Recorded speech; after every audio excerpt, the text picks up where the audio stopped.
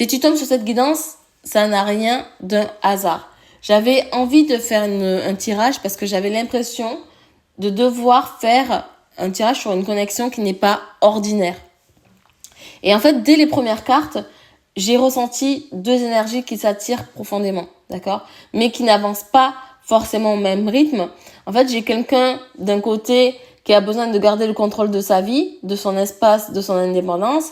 Et en face, j'ai une âme qui recherche une connexion très forte, presque fusionnelle, avec ce besoin de se sentir pleinement relié à l'autre.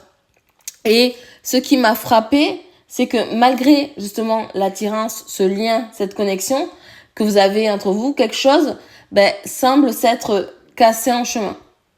Et j'entends,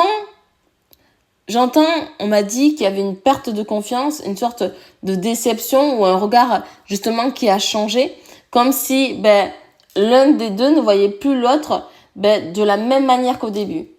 Et en même temps, je ressens aussi beaucoup de distance, d'accord?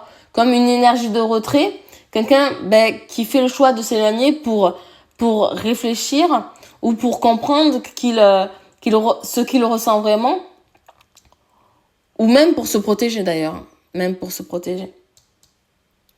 Et en fait, plus je tirais les cartes, et plus je sentais que cette relation a été choisie avant même votre rencontre, d'accord?